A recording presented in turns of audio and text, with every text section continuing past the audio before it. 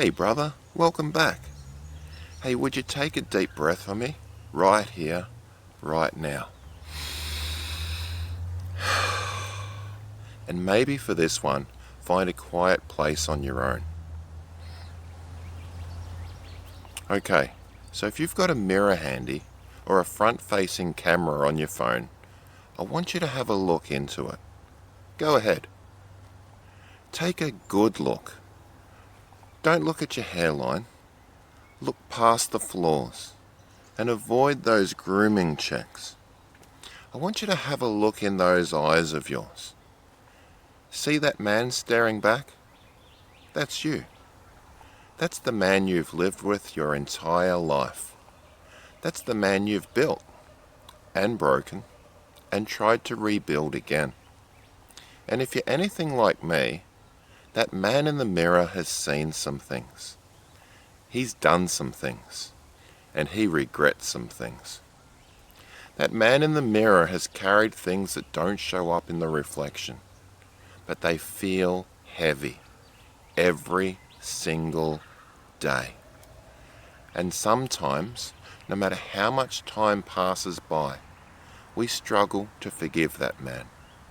So today, I want to talk to you about him, about the journey to forgiving the man in the mirror. Look, it's not to excuse him, and it's not to ignore the weight of what he's done. But what it is finally setting him free, so that you can become the man that you were meant to be. Let me ask you a question, and please don't rush past this. What do you carry that no one else sees? You know what I mean. That silent burden, that one memory that still makes your chest tighten, that one mistake that comes back to haunt you when life finally gets quiet. Because here's the truth, men don't always talk about it, but nearly every man carries some form of silent shame, something he can't undo, a moment he can't forget, a choice that keeps playing on loop even years later. It might be something you did when you were young, when you didn't know better, or when you did know better but didn't have the courage to act differently.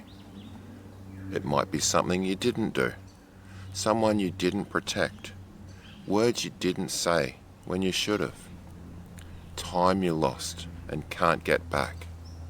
And here's the thing, you've probably moved on in life.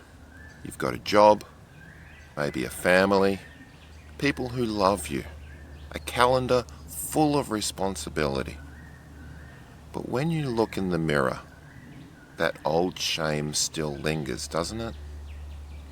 You smile for photos, you show up when you need to, but underneath it all, deep down, there's a bruise, a belief that maybe you're just not worthy, not good enough, not clean, not lovable, not redeemable. And you know why that matters? Because what you believe about yourself, that will shape how you show up in every area of your life. Where does that voice come from? You know the one I'm talking about. The critic in your head. The one that whispers, you blew it. You're a fraud. Everyone would walk away if they really knew you. You're beyond fixing. That voice is old. For some of us, it started in childhood. We messed up once and got shame instead of guidance. We were corrected with anger, not compassion. Or maybe it started in a relationship. Someone close to us made us feel like we were irredeemable, like our worst moments define us. Or maybe the voice just grew over time. You made one mistake, then another, and before long, Your identity got tangled up in failure. But here's what I need you to hear today. That voice you hear is not the voice of truth. It may feel familiar. It may sound like your own thoughts, but it's a distortion. It's the residue of unhealed shame. And here's the thing. That voice will keep you stuck until you confront it and replace it with something better, something truer, something kinder. That's what self-forgiveness is. It's replacing shame with truth, replacing condemnation with compassion, and replacing punishment with growth. Why is self-forgiveness so much harder than forgiving others? Let me offer you a few reasons that might ring true for you. 1, because we think self-forgiveness equals weakness. Somewhere along the line, we were taught that real men take full responsibility. And that's true. Real men do own their actions. But we confuse responsibility with ongoing self-punishment. We think if we let ourselves off the hook, we'd be minimizing the damage. We'd be going soft. We'd be being selfish. But true responsibility is not self-hatred. It's acknowledging the pain, but it's making amends, learning and growing. 2, because we believe forgiveness must be earned. We think, once I fix it, once I pay enough penance, then maybe I'll be allowed to feel free. But that's not how forgiveness works. You don't earn forgiveness, you receive it, and then you live it. And 3, because that shame became part of our identity. We carry it so long, it becomes normal. It becomes part of who we are. And letting it go feels scary, like we don't even know who we are anymore. But brother, hear me. You are not your guilt. You are not your worst day. And you are not the echo of your mistake. You are a man in process. And forgiveness is the fuel that helps drive you forward. This might sound a little strange, but one of the most healing things that you can do is talk to a younger version of yourself. Sit down, close your eyes, and picture him. Not just a vague teenage you, not just a vague 20-something you, but the you who made the specific mistake. The version of you that blew it. That version of you that you can't forgive. Look him in the eye and speak the truth. You can say things like, you didn't know then what you know now. You were scared, you were hurting, you were confused. That choice, that hurt people, yes, it did. But you've grown. You're not stuck there. You're not frozen in that moment. You haven't lived enough to understand the weight of your choices. You've become a different man. That won't undo what happened, and it won't fix the consequences, but what it does is it will disarm the shame. It takes away the power of that moment to define you. Forgiveness doesn't come from pretending the past didn't happen. It comes from facing the past with grace. Let's pause for a moment and look at this in terms of how our minds work. It might help you give yourself permission to heal. Here's something important to know. Your brain is wired for survival, not peace. It remembers pain so that you won't repeat it. It records failure so you'll stay safe next time. It stores shame because it thinks that by punishing you, it can stop you from messing up again. But here's the problem. That system was designed for protection and not transformation. It locks you in the moment of your worst failure, thinking that constant self-reminders will keep you accountable. But what it actually does? It keeps you stuck. There's something many of us deal with, a quiet voice inside that points out our flaws, it questions our worth, and brings up past mistakes when we're trying to move forward. Some call it the inner critic. That nagging voice inside you, it's not just random negativity, it's your brain trying to create order by clinging to guilt. But the truth is, guilt that stays too long becomes toxic. It corrodes self-worth. It paralyzes growth. And it convinces you that change isn't possible. That's why self-forgiveness isn't just a spiritual practice. It's a deep act of inner freedom. It helps your brain rewire itself. It interrupts the loop. It replaces harsh internal narratives with new, life-giving ones. And research backs this up. Studies have shown that people who practice self-forgiveness experience less anxiety, lower levels of depression, healthier relationships, and greater motivation. And it's not because they ignore their mistakes. It's because they've learned to hold their past in compassionate truth. You see, the mind can only heal what it's allowed to feel. Fully, honestly, without fear of rejection. That's why naming what you've done and releasing yourself from the self-imposed sentence, it's not weakness, it's wisdom.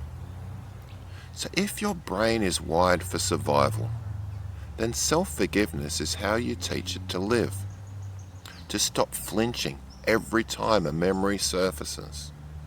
To stop shrinking when love walks in the room. To stop running from opportunities because you feel you're disqualified. You're not disqualified.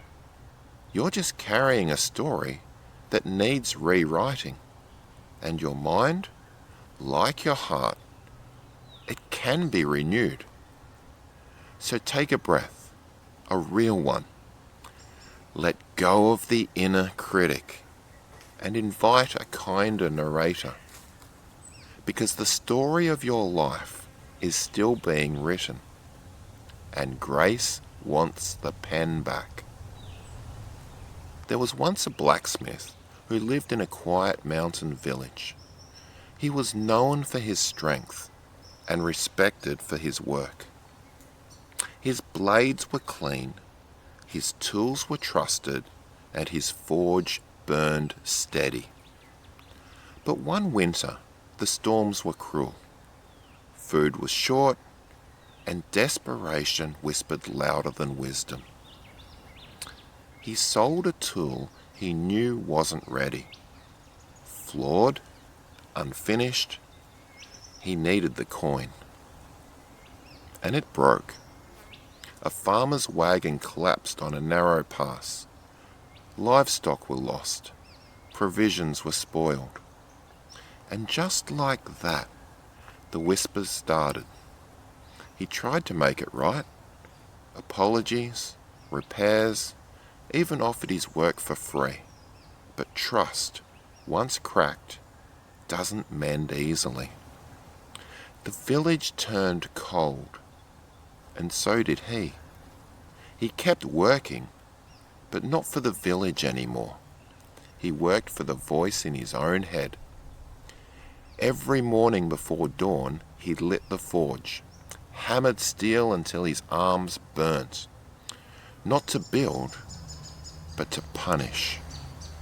Every spark a reminder, every blow a confession, every hour a sentence. He stopped looking people in the eye. He stopped smiling at the children who used to watch him work.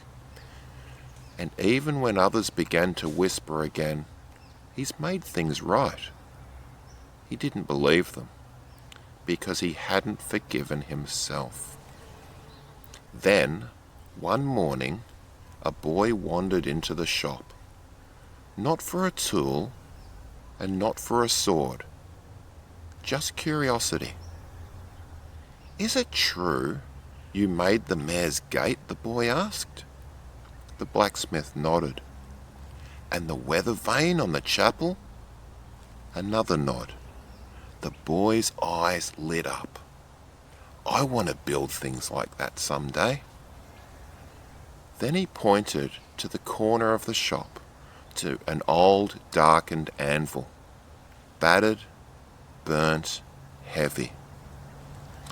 "Is that the one you made the mistake on?" The blacksmith swallowed hard. "Yes." The boy looked closer. "But that's the same one you're still using today." "That's right," the man replied. The boy smiled. "Then it must still be good." And he ran off, just like that, leaving the blacksmith staring at the anvil. All of the dents, all of the years, all of the marks of trying to make peace with the past. And for the first time in a long time, he didn't see shame. He didn't see failure. He saw a man who stayed, a man who kept showing up, and a man who still had work to do. So let me say it to you, brother. You may carry the marks of your past. You may have lived years in the forge of regret. You may even still hear the voice that says you don't deserve to move on. But grace doesn't throw away the anvil. Grace restores the man behind the hammer. You are not your lowest moment, and you don't have to keep punishing yourself for being human.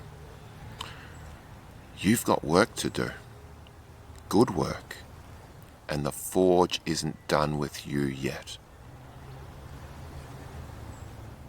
Now let's get practical, because we're men, and because sometimes we nod our head in agreement, but don't know how to take that first step.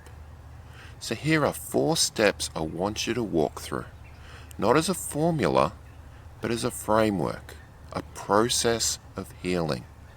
So, step number 1, name the wound clearly. Don't just say I messed up. Get specific. What is it that you actually did? What exactly are you struggling to forgive? Who did you hurt? How did it affect you and others? Write it down. Say it out loud. Bring it into the light, because shame grows in silence, but shame shrinks in the light of honesty. Step number 2, take honest responsibility without self-hatred. Yeah, own it. But don't torture yourself. You're not helping anyone by spiraling into shame. You're allowed to say, I did this. It was wrong. I hate that I did it. And still also say, but I'm not that man anymore. Responsibility without grace becomes a life sentence. Responsibility with grace, that's transformation. Step number 3, speak to the mirror. I know this sounds awkward. Try it. Stand in front of a mirror. Look into your own eyes and say out loud what you need to hear. Paul, you've made mistakes. You've hurt people. You've let others down and yourself. But I forgive you. I'm not going to keep punishing you. You're not the same man. I know it feels ridiculous. Do it anyway. You've spoken enough curses over yourself. It's time to speak some blessing. Step number 4. Live like you're forgiven. Now this is a hard one. It means making decisions as if grace is real. It means not disqualifying yourself from love, from purpose, from joy. It means showing up fully present, even when the voice of shame tells you to sit in the back row of your own life. Start small. Say yes to that coffee invite. Be emotionally available to your spouse or kids. Apply for that thing you feel unworthy of. Lead again. Serve again. Dream again. Live again. Don't wait until you feel forgiven. Start living like you are. The feelings will follow, and you'll get better at it with practice. Now, I want to pause, and I want to speak directly to a particular man, the one who's sitting right now thinking, that sounds nice, Paul, but it's not for me. The damage I've done is too deep. There's no coming back from what I did. I broke something that can't be fixed. Listen to me. I see you, and more importantly, God sees you. And while I don't know the details of your story, what I do know is this. You're not the exception to grace. You're not beyond restoration. Your future is not held hostage by your past. You think punishing yourself is the righteous thing to do because it feels right. But let me ask you this. Is it helping anyone? Are you more loving because of your shame? More available to your kids? More emotionally healthy? More full of purpose? Or are you just stuck, numb, exhausted, disqualified? That's not humility. That's bondage. So let me say it plainly. It's time to forgive the man in the mirror. Not because he deserves it, but because grace is bigger than what he deserves.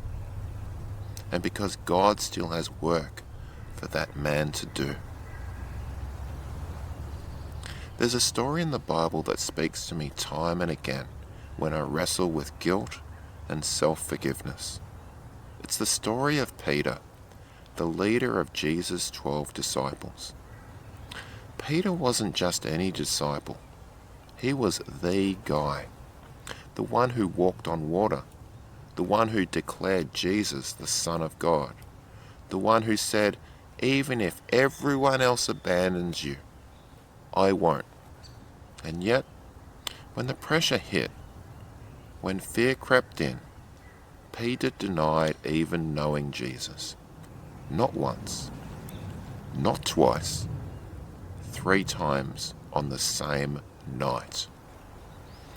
Think about the shame that must have washed over him afterward. Imagine seeing Jesus' eyes in that moment. Now imagine carrying that guilt. That was the last interaction he had with Jesus before Jesus was crucified. And it was Peter's greatest failure.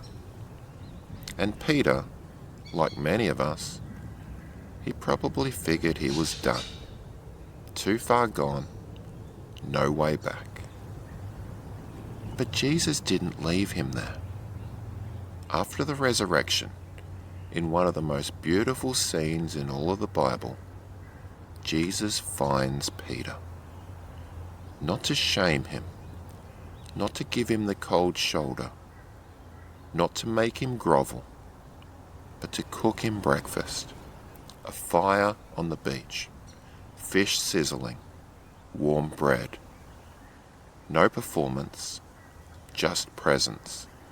And then Jesus asks him a question. Peter, do you love me? He doesn't ask, why did you fail me? He doesn't ask, explain yourself. He just gently, patiently asks, do you love me? 3 times he asks him that question, once for each denial, and after each response, Jesus says, then feed my sheep, spiritually feed my people. What was Jesus doing? He was reinstating Peter. He was redeeming the moment. He was handing Peter back his purpose. Lead my disciples. Lead my flock. Jesus didn't just forgive Peter. He trusted him again. He restored him. And Peter, the man who denied Jesus, he went on to preach the gospel, lead the early church, and write scripture. That's the power of grace. That's the power of forgiveness. Brother, your story isn't over. Forgiving the man in the mirror isn't just about peace. It's about rewriting the story you tell yourself about who you are. Most of us walk around with internal scripts. I'm a failure. I always mess things up. I'm not good enough. I'm not lovable. I'm damaged goods. Those scripts run in the background, quietly shaping how we live, how we love, and how we lead. But it's time to rewrite the script. What if your new internal narrative sounded like this? I've made mistakes, yeah, but I've learnt from them. I'm a man who is growing. I'm not what I was. I am being restored day by day. I'm becoming who I was meant to be. Let that story shape your days. Let that identity carry you when the old voices come back. Because here's the thing, shame doesn't disappear all at once. It knocks on the door from time to time. But you don't have to let it in. You can say, not today. I've been forgiven. I'm moving forward. Can I tell you something real? Forgiven men live differently. They walk with a quiet strength, not because they've never stumbled, but because they know what it's like to be picked up. They don't hide in the shadows. They live in the light. Forgiven men judge less because they've tasted mercy. Forgiven men give grace because they know the pit they were pulled from. And if you want to love better, lead better, live freer, start here. Let forgiveness find you, and not just the kind you offer yourself, but the kind God offers you, the kind you could never earn, the kind Jesus died to give. Because a man who knows he's been forgiven, really forgiven, he walks differently.